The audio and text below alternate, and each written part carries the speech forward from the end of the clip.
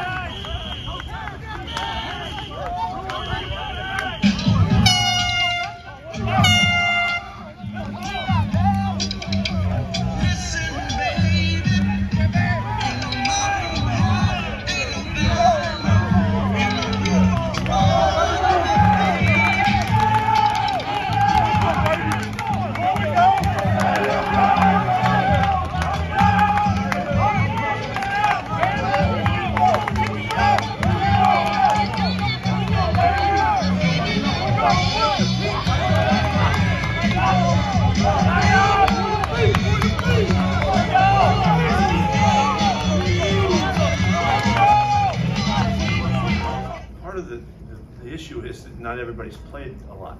There's not a lot of football. They haven't played their guys, and we haven't played our guys a lot. So it's just getting out there and getting going. If you remember the first preseason game, we tackled, for garbage in the first quarter, and then we got going, and everything was okay from that point after that. But you got to get going, and so both teams are faced with the same thing in that regard. So it's kind of even. I always go back to the college days. You never had any preseason games. You just played, and you go against a great matchup, and you'd expect everybody to play really good. Well, that's what we're doing here. Tyler Lockett comes back to us as a captain, and for the first time, Geno Smith is captain, which really, it just makes so much sense. I'm proud, that he got that done for our guys, and they believe in him that way.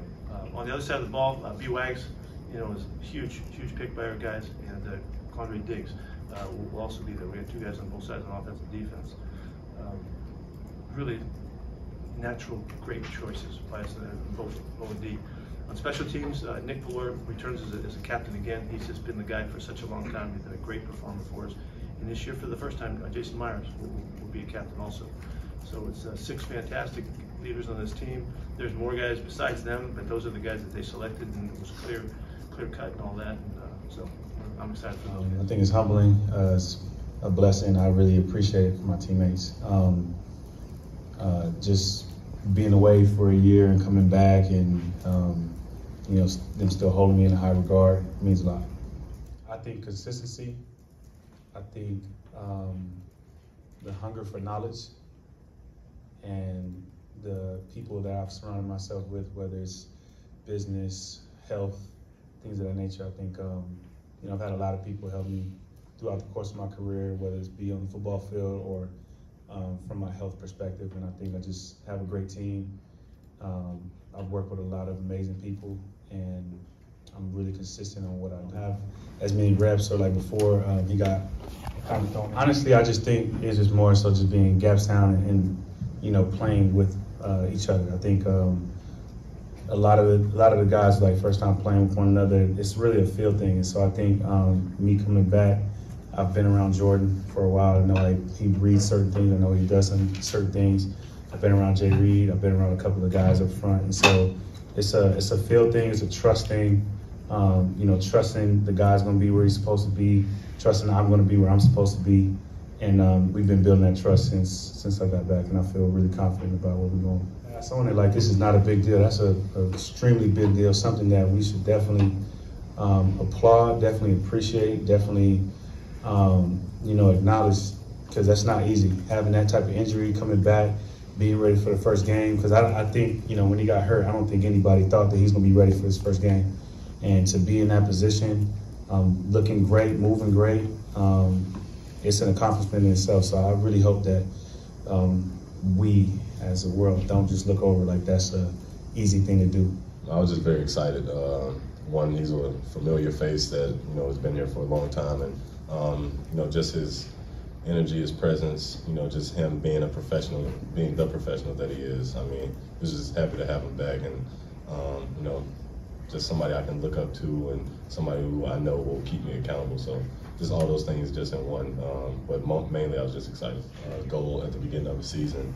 And then, we worked back from there. But just starting out, just trying to be the best offense, running, passing the ball, being the best efficient offense, and just putting up the most points. I think that's the best way I can just describe it. But, with the key additions that we had with Jaxson, and I think Zach, at the end of the day, I think we have that goal to be attained, at the end of the season. So just out there practicing every day, going against the defense.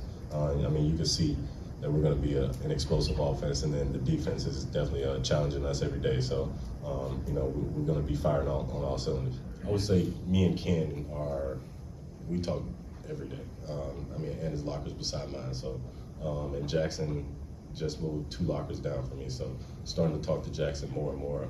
But I don't try to force myself into a rookie's life. If they, come to me and ask questions and, are curious about things, then I'll start talking to them.